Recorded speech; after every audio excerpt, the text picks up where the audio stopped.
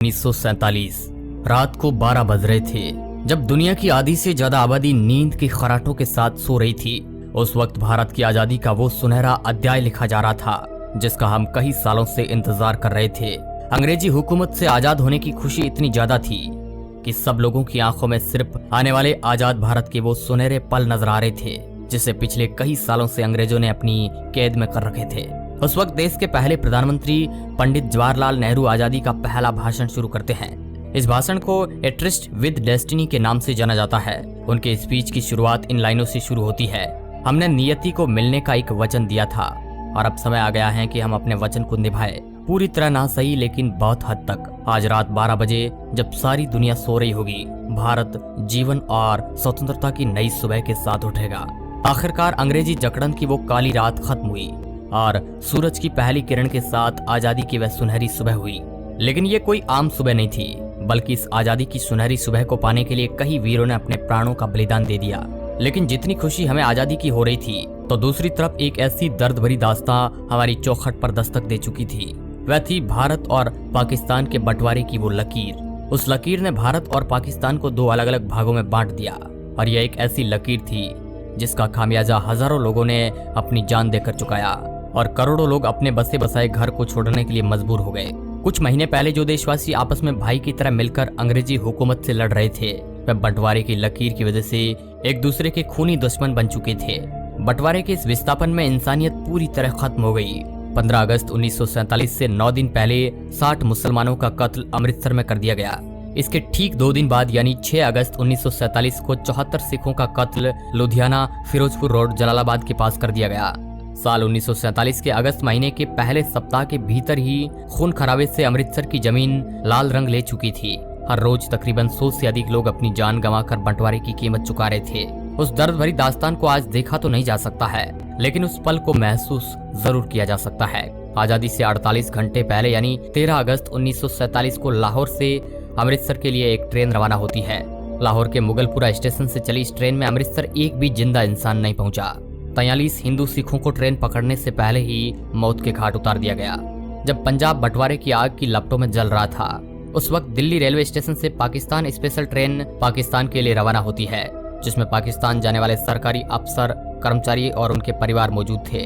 Pakistan special को दिल्ली से शानदार विदा किया गया, मगर जैसे ही ये ट्रेन पटियाला पहुंचती है तो पहली बार किसी ट्रेन पर हमले शुरू हो गए और जिसमें एक महिला और एक बच्चे की मौत हो जाती है। और जब इस बात की खबर लाहौर और कराची पहुंची तो बदला लिया गया अमृतसर आने वाली पहली ट्रेन से। जब पाकिस्तान से वह ट्रेन अमृतसर रेलवे स्टेशन पर पहुंची तो उसमें एक भी जिंदा इंसान नहीं था। हर तरफ खून से लाल हुई ये ट्रेन अपने साथ हुए हादसे को बयां कर रही थी। जहां भी नजर जाए वहां लाशों का ढेर लगा हुआ था। किसी के हाथ कटा हुआ था तो किसी के सिर। इन बेकसूर लोगों के खून से रंगी ट्रेन ये बताने के लिए काफी थी कि बंटवारा कितना दर्दनाक था। 15 अगस्त की शाम पाकिस्तान से जो ट्रेन आई अमृतसर के रेलवे स्टेशन पर, उस ट्रेन के अंदर सिर्फ और सिर्फ लाशें ही लाशें मौजूद थी और ट्रेन के आखिरी डिब्बे पर जो लिखा था उसे सब लोग देखकर हैरान रह गए। उस ट्रेन के आखिरी डिब्बे पर एक पर्चा छिपा था जिस पर लिखा था, पटेल और नेहरू के लिए आजादी का ये तोहफा है। इसके बाद दोनों तरफ से आने वाली ट्रेनों में लोगों को मारा जाने लगा, जिसमें कई बेकसूर लोग बलि चढ़ गए। हजारों लोगों को रातों रात अपना घर बार छोड़कर भारत की ओर पलायन करना पड़ा, जबकि भारत से भी कई हजारों लोगों को यहाँ से अपना घर बार छोड़कर पाकिस्तान की तरफ जाना पड़ा। कई बहन बेटियों की इज्जत लूट ली गई। सरहदों को आपस में जोड़ने वाली रेलगाड़ियां हजारों लोगों के लिए जिंदा ताबूत बन गई। ये बंटवारा इंसानी इतिहास का बहुत ही काला अध्याय माना जाता है, जिसके बारे में आज भी सुनते हैं तो शरीर में एक अलग प्रकार की सिहरन पैदा हो जाती है। भारत और पाकिस्तान का बंटवारा करने में मोहम्मद अली जिन्ना का सबसे बड़ा रोल था। अगर मोहम्मद अली जिन्ना राजनीति में नहीं होते तो शायद कोई समझौता हो जाता और आज का पाकिस्तान नहीं होता। मोहम्मद अली जिन्ना भारत के पहले प्रधानमंत्री बनना चाहते थे।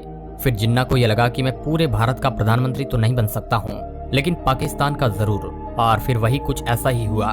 3 जून 1947 ये वही तारीख है जिस दिन भारत को आजाद करने की तारीख को तय किया गया और मोहम्मद अली जिन्ना के पाकिस्तान को अलग करने की भी जिद पूरी हो गई। इस दिन 15 अगस्त 1947 तारीख को तय किया था। दिन बचे थे 73। इन 73 दिनों में जमीन का बंटवारा, लोगों का बंटवारा, भारत में जमा रुपयों का बंटवारा, इसके साथ ही रिजर्व बैंक के खजाने में पड़ी सोने की ईंटें, सब कुछ बांट देना था, जो कि इतना भी आसान नहीं था। बंटवारे का यह काम 2 अनुभवी अधिकारियों के हवाले किया गया। इनका नाम था HM पटेल और दूसरे थे चौधरी मोहम्मद अली। ये दोनों लोग बंटवारे में महत्वपूर्ण भूमिका अदा कर रहे थे। इनके नीचे भी कई छोटे मोटे अधिकारी काम कर रहे थे जो अलग अलग एरिया से रिपोर्ट बनाकर इनके पास भेज रहे थे। इन्हीं रिपोर्ट के आधार पर ये दोनों अधिकारी बंटवारे की सिफारिश तैयार करते थे जिन्हें आगे विभाजन परिषद के पास भेजा जाता था, जिसके अध्यक्ष थे खुद लॉर्ड माउंटबेटन। पैसों का बंटवारा कुछ इस तरह हुआ कि भारत की बैंकों में पड़ा पैसा अंग्रेजों से मिलने वाले पैसे में से 17.5% हिस्सा पाकिस्तान को दिया जाएगा और इसके बदले पाकिस्तान भारत के ऋण का 17.5% हिस्सा चुकाएगा। इसके अलावा भारत के सरकारी दफ्तरों में पड़ी चल संपत्ति का 80% हिस्सा भारत के लिए और 20% हिस्सा पाकिस्तान के लिए तय किया गया।